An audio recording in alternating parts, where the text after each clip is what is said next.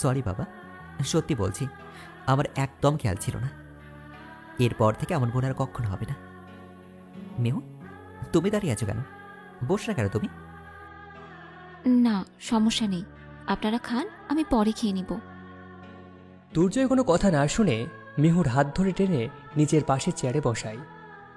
মিহু দুর্জয়ের দিকে তাকিয়ে কিছু বলতে নেবে তার আগেই দুর্জয় বলে ওঠে, কোনো কথা না বলে চুপচাপ খেয়ে নাও, ওকে?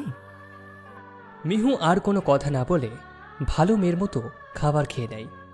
খাবার শেষে দুর্জয় মিহুর হাত ধরে রুমের মধ্যে নিয়ে যায়। মিহু অভিমান করে বসে আছে, কারণ খাবারের সময় দুর্জয় মিহুর পায়ে সুড়সুড়ি দিয়েছে। অভিমান করে বিছানায় বসে আছে। দুর্জয় অফিসের কাজ করছে আর মিহুর দিকে তাকিয়ে রয়েছে। মিহুর বাচ্চা মেয়ের মতো গাল ফুলিয়ে বসে আছে। দুর্জয়কে সাথে হাজারটা গালি ভিড়ে দিয়ে যাচ্ছে। দুর্জয় কাজ শেষ করে মিহুকে পিছন থেকে জড়িয়ে ধরে। মিহুর ঘাড়ে ছোট্ট করে একটা কামড় বসিয়ে দেয়। আপনি সত্যি একটা খবিশ। হ্যাঁ, সেটা আমি খুব ভালো করেই জানি। আমি তোমার চোখে সেই প্রথম দিন থেকে খবিশ, তাই না?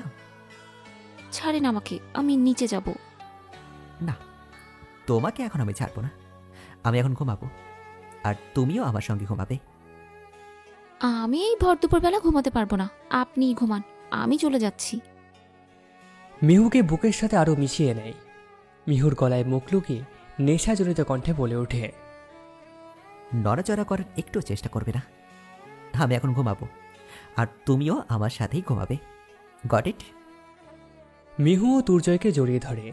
মিহু জানে সে এখান থেকে আর এক পাও নড়তে পারবে না। তা দুর্জয় যা বলছে তাই মেনে নেয়। মিহুর তো আর খারাপ লাগেনি, বরং মিহুর অনেক ভালো লেগেছে। ছোঁয়া সন্ধ্যার দিকে তূর্ণের দেওয়া ঠিকানায় চলে যায়। তূর্ণ ছোঁয়াকে জঙ্গলের পাশে ঝিলের ধারে দেখা করতে বলে। এই রাস্তা দিয়ে সচরাচর তেমন কেউ আসে না। ছোঁয়া ভয়ে ভয়ে ব্রিজের উপরে বসে আছে। 5-6 মিনিট পর তূর্ণ গাড়ি করে ছোঁয়ার সামনে নামে, কিন্তু তূর্ণের মুখে মুখোশের আড়ালে তূর্ণকে দেখা যাচ্ছে না। তবুও ছোঁয়া একটু দেখার চেষ্টা করে। কি করতে হবে আমায়? দুর্জয়কে পাওয়ার জন্য কি কি করতে পারবে? আমি সব করতে পারি। আমি যে করেই হোক দুর্জয়কে নিজের করেই নেব। সেই জন্য তোমাকে তোমার পরিবারের বিরুদ্ধে যেতে হবে। পারবে কি তোমার পরিবারের বিরুদ্ধে যেতে? আমি পারবো আমার পরিবারের বিরুদ্ধে যেতে। যে পরিবার আমার দিকে আঙুল তুলে প্রশ্ন করে, সেই পরিবারে আমি থাকতে চাই না। কেন? তোমার পরিবারের লোকজন তো অনেক ভালো। সে নিয়ে আপনাকে ভাবতে হবে না। আজ আমার পরিবার ভুলবশত আমার জন্যই এমন হয়েছে। আমি ঠকেছি অনেক। ওকে, যা করতে হবে আমি তোমাকে ফোনে জানিয়ে দেবো। তূর্ণ পিছন ফিরে চলে যেতে নিলেই কারোর সাথে ধাক্কা খায় আর নিজের মুখে পড়া মুখোশ নিচে পড়ে যায়। ছোঁয়ার তূর্ণের মুখ দেখে তূর্ণের শার্টের কলার ধরে। স্বার্থ, তুই আমার জীবন নষ্ট করেছিস। তোর জন্য আজ আমার এই অবস্থা। তূর্ণই স্বার্থ, যার সাথে ছোঁয়া পালিয়ে চলে যায় বিয়ের রাতে। ও, তুই তাহলে আমাদের পরিচয় জেনে ফেলেছিস? তাহলে তোকে আর এখানে রাখা যাবে না। তুই এখন আর কিছু করতে পারবি না। আমিই তোকে মেরে ফেলবো। ছোঁয়া নিজের ব্যাগ থেকে ছুরি বের করার আগেই তূর্ণ ছোঁয়াকে গুলি করে দেয়। পরপর 3টা গুলি করে ছোঁয়াকে ঝিলের জলে ফেলে দেয়। রাত 1টায় তরুণ চৌধুরী বাড়িতে আসে রক্তাক্ত অবস্থায়। রক্তাক্ত এসে দুর্জয় আর মিহুর সামনে পড়ে যায়। সাথে সাথে তাদের সামনে জ্ঞান হারিয়ে ফেলে। দেখে বোঝা যাচ্ছে কেউ তাকে মেরে ফেলার চেষ্টা করেছে। ছোঁয়াকে ঝিলের জলে ভাসিয়ে দেওয়ার পর তূর্ণ বাড়িতে ফিরে আসে। বাড়িতে এসে সে কিছুতে নিজেকে শান্ত রাখতে পারছে না। শুধু ছোঁয়ার মায়াভরা মুখটা তার চোখের সামনে ভেসে উঠছে। আজকে তরুণ বুঝতে পারছে ছোঁয়ার ভালোবাসা। ছোঁয়া একদিন তার সমস্ত কিছু ত্যাগ করে ভালোবাসার মানুষ তূর্ণের কাছে চলে এসেছিল। আজকে সেই তূর্ণ ছোঁয়াকে নিজে হাতে মেরে ফেলেছে। কি করে করতে পারলো? একবারও ভেবে দেখলো না? মানুষের রূপটা বড় নয়, মানুষের ভালোবাসাটাই বড়। আজকে তূর্ণ ছোঁয়াকে না ফিরিয়ে দিত, তাহলে তাকে আজকে এই দিনটা দেখতে হতো না। তূর্ণ দেওয়াল থেকে তূর্ণ ছোঁয়া পিকটা নিয়ে কাঁদতে থাকে। তূর্ণ ছোঁয়ার পিক নিয়ে বলে ওঠে, ছোঁয়া, আমি তোমাকে ভালোবেসে ফেলেছি। প্লিজ তুমি আমাকে ক্ষমা করে দাও। আমি তোমার প্রতিশোধ পূর্ণ করেই ছাড়বো। মিহু তুর্জয়কে কিছুতেই এক হতে দেব না। তূর্ণ ছবিটা যত্ন সহকারে এক জায়গায় লুকিয়ে রাখে। ছবিটা লুকিয়ে ঝিলের ধারে যায়। একধানে ঝিলের জলে তাকিয়ে আছে। বুকের মাঝে পাথর চেপে ধরে বেল্ট দিয়ে নিজের গায়ে একের পর এক আঘাত করতে থাকে। সমস্ত দেহ থেকে রক্ত ঝরতে থাকে, তবুও থামে না। এক পর্যায়ে ক্লান্ত হয়ে থেমে যায়। মুচকি হেসে আকাশ প্রাণে তাকিয়ে বলে ওঠে, তুর্জয়, আমি আসছি। তোদের জীবনটা শেষ করতে আমি আসছি। তোদের কিছুতেই আমি এক হতে দেব না। রাতে ডিনার শেষ করে সকালে বসে ডাইনিং রুমে বসে গল্প করছে। কখন যে রাত 1টা বেজে গেছে তাদের কোনো খেয়াল নেই। তুর্জয়ের মা বাবা তুর্জয়কে ডিপ্রেশন থেকে বেরিয়ে আসার অনেক উপদেশ দেয়। ঘড়ির দিকে তাকিয়ে দেখে তুর্জয়ের মা বাবা নিচে রুমে চলে যায়। মিহু আর তুর্জয় সিঁড়িতে পা দিতে নেবেই তখনই কলিং বেলটা বেজে ওঠে। এত রাতে কে আসতে পারে? এখন যদি ছোঁয়া আবার আসে তাহলে আমার থেকে খারাপ আর কেউ হবে না। আমি কোনো কিছু করার আগে ওকে এখান থেকে চলে যেতে বল। মিহু তুর্জয়ের কথা শুনে মাথা নিচু করে ফেলে। মিহু কি বলবে? সে তো জানে তুর্জয়ের মনের অবস্থাটা। তুর্জয় তেরে দ্বার খোলে। মিহু ও তুর্জয়ের পিছু পিছু আসে। দ্বার খুলতেই তূর্ণ তাদের সামনে এসে দ্বার বন্ধ করে দেয়। তূর্ণ, তুই? তোর এই অবস্থা কি করে হলো? হ্যাঁ, অবাক হয়ে তুর্জয় বলে ওঠে। তূর্ণ কাঁপা কাঁপা কণ্ঠে বলে, তারা আমাকে বাঁচতে দেবে না। প্লিজ আমাকে বাঁচা। আমি এখনই মরতে চাই না, আমি বাঁচতে চাই। কে তোর এমন অবস্থা করেছে? তূর্ণ আর কিছু বলতে পারল না। তুর্জয় আর মিহুর সামনে জ্ঞান হারিয়ে ফেলে, মাটিতে লুটে পড়ে। মিহু, তূর্ণকে এখনই হাসপাতালে নিয়ে যেতে হবে। তার গা থেকে রক্ত ঝরছে। আপনি কি বুঝতে পারছেন না? তূর্ণ এখানে পালিয়ে এসেছে। তাকে এই অবস্থায় হসপিটালে নিয়ে যাওয়া যাবে না। বরং আপনি তাকে রুমে নিয়ে যান, আমি ওনাকে ওষুধ লাগিয়ে দিচ্ছি। তুর্জয় একা পারছে না, তা দেখে মিহু তুর্জয়কে সাহায্য করে। তূর্ণ নিজের গায়ে এতই আঘাত করে যা দেখে যে কেউ আতঙ্কে চিৎকার করে উঠবে। তুর্জয় তূর্ণের শার্ট খুলে দেয়। তুর্জয় আর মিহু মিলে তূর্ণের আঘাতকৃত স্থানে মলম লাগিয়ে দেয়। আপনি বরং আজ তূর্ণের সাথে এখানেই থাকেন। অসম্ভব, আমি এখানে থাকতে পারবো না। আর তূর্ণ এখন ঘুমিয়ে আছে। আশা করি আজ রাতে তার আর কোনো সমস্যা হবে না। আপনি এখানে থাকলে সমস্যা কি? আমি এখানে থাকতে পারবো না। চল তো, আমার ঘুম পাচ্ছে। এখানে আর 1 মিনিটও আমি লেট করতে চাই না। দেখেন, তূর্ণ অসুস্থ, তার কাছে একজন থাকা দরকার। আর এত রাতে নিশ্চয়ই কোনো নার্স আসবে না। আপনিই বরং থেকে যান, কখন কি দরকার পড়ে। যদি তুমি এভাবে জোরে জোরে কথা বলতে থাকো তাহলে কিন্তু সে ঘুমিয়ে থাকতে পারবে না, আর সে এখনই ঘুম থেকে উঠে যাবে। তাই প্লিজ কথা বলা বন্ধ করে চলো এখান থেকে। আপনি অমন মানুষ কেন? তূর্ণ তো আপনার বন্ধু, তাকে এভাবে রেখে যাওয়া ঠিক হবে আমাদের? তার কিচ্ছু হবে না, আমি তাকে চিনি। সে রাতে ঘুমালে আর ওঠেই না। তার ঘুম অনেক ঘন। সেই জন্যই বলছি, কথা না বলে আমরা বরং চলেই যাই। ওকে? কিন্তু দুর্জয় মিহুকে আর কিছু বলতে না দিয়ে টান দিয়ে নিজের কাছে নিয়ে আসে। নিজের কাছে নিয়ে এসেই মিহুকে কোলে তুলে দেয়। ঘটনা এত জলদি ঘটে গেছে যে মিহু কিছুই বুঝতে পারেনি তার সাথে কি ঘটেছে। কি করছেনটা কি? আমাকে এভাবে কোলে তুলে নিলেন কেন? দুর্জয় কোনো কথা না বলে হেঁটেই যাচ্ছে। অরে খবিস, আপনি আমাকে কোলে তুলে নিয়ে হাঁটছেন কেন? আমি কি হেঁটে যেতে পারবো না? প্লিজ আমাকে নামান। কোনো কথা না বলে চুপচাপ থাকো তো। কথা বলে আমি কিন্তু তোমাকে ফেলে দেব। অবশ্য ভালোই হবে, তোমাকে আমি কোলে নিয়ে সারা রাত করতে পারবো। মিহু ভয় পেয়ে দুর্জয়কে জড়িয়ে ধরে। দুর্জয় মিহুকে নিয়ে বিছানায় শুয়ে দেয়।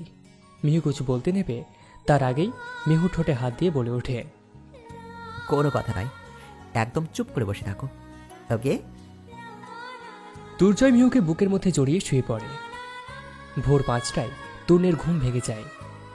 তূর্ণ ঘুম থেকে উঠে একটা মুচকি হাসি দেয়। তারপর ল্যান্ড ফোন থেকে একটা বন্ধুকে ফোন করে কিছু জিনিস পাঠিয়ে দিতে বলে। তূর্ণ বলে ওঠে, দুর্জয়, তোর দিন শেষ। তূর্ণ চৌধুরী এসে গেছে। আজ থেকে তোকে আর আস্ত রাখবো না, তিলে তিলে তোকে মারবো।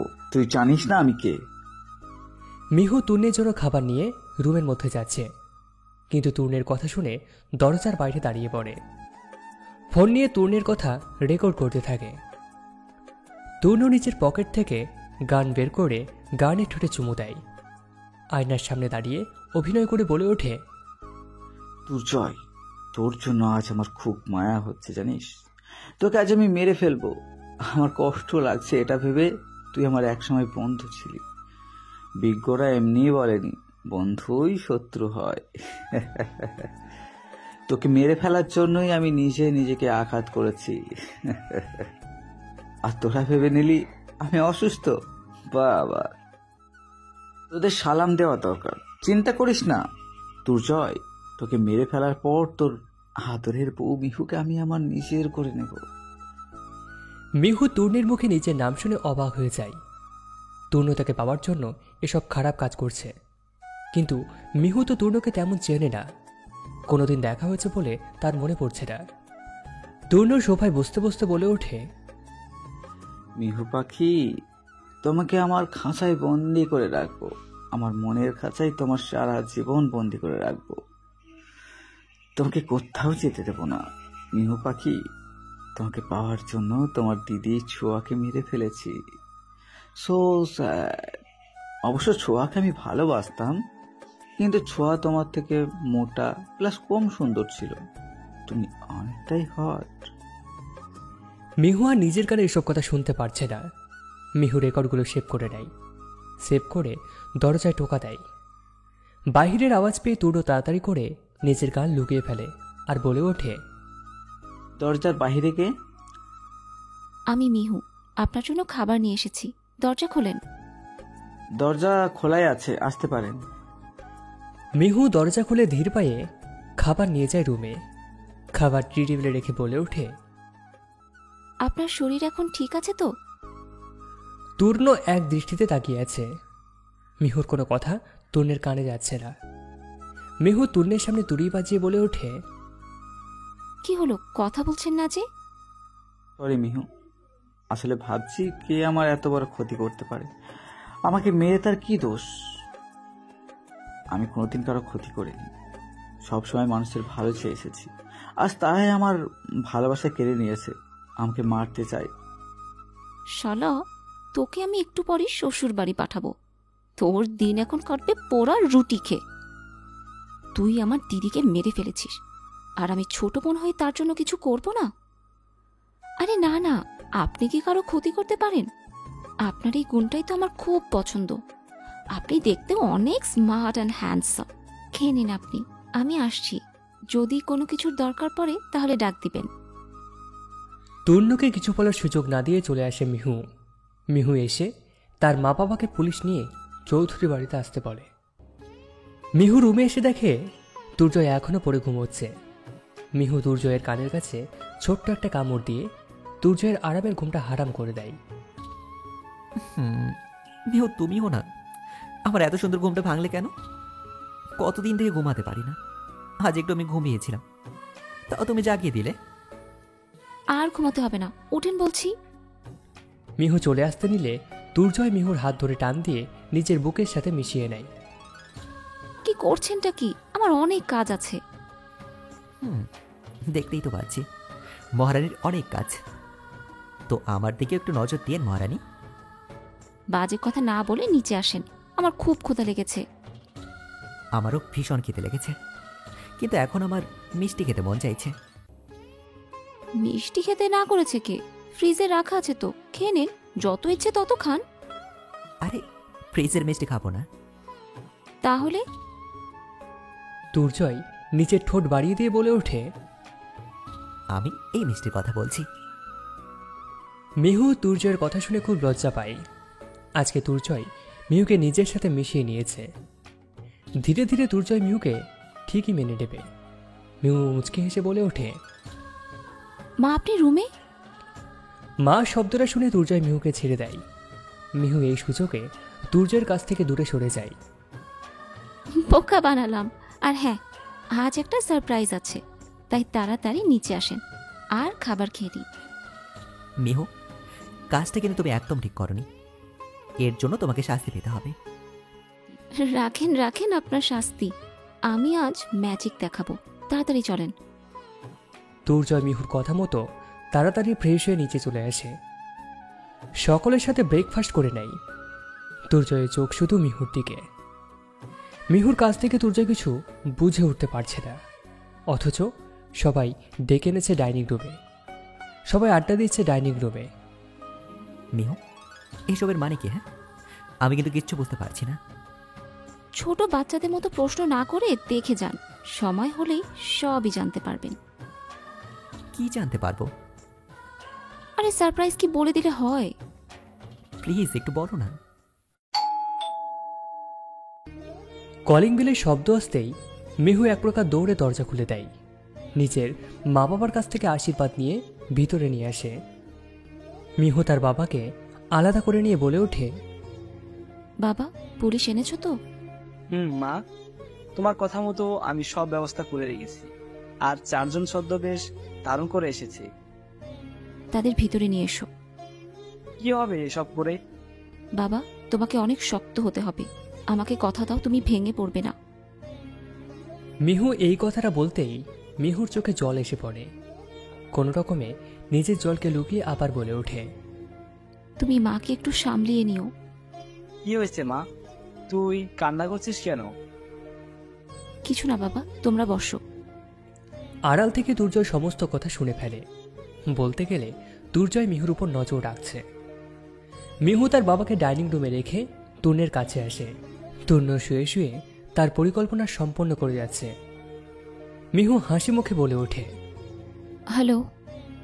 হ্যালো। একটা কথা বলবো? তরুণের হাত ধরে। আড়াল থেকে দুর্জয় এই দৃশ্য দেখে ছুটে আসতে নিলেও নিজেকে আটকে রাখে।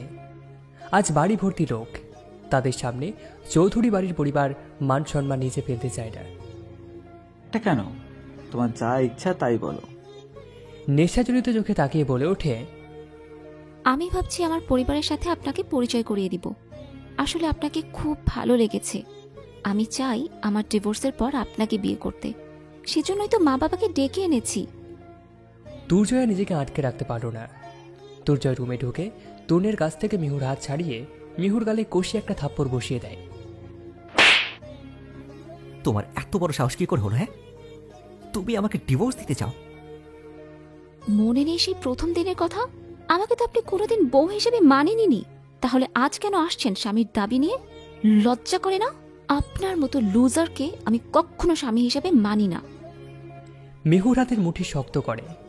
মিহু চোখের জল মুছে কিছু না বলে তরুণের হাত ধরে ডাইনিং রুমে চলে আসে। দুর্জয় দেওয়ালে একটা ঘুষি মেরে সেও ডাইনিং রুমে আসে। দুর্জয় মনে মনে বলে ওঠে, মিহু, এটাই তোমার সারপ্রাইজ ছিল বুঝি? কিন্তু আমার সারপ্রাইজ তো এখনো বাকি আছে। একটু পর দেখতে পারবে আমি কি করি। মিহু তূর্ণকে ডাইনিং রুমে নিয়ে এসে সবার সাথে পরিচয় করিয়ে দেয়। তূর্ণ মিহুর বেস্ট ফ্রেন্ড। তারপর ছদ্মবেশে আসা 4 জন পুলিশের সাথে পরিচয় করিয়ে দেয়। পুলিশদের চোখের ইশারা দিয়ে বলে ওঠে, তরুণকে যেন তারা পালাতে না দেয়।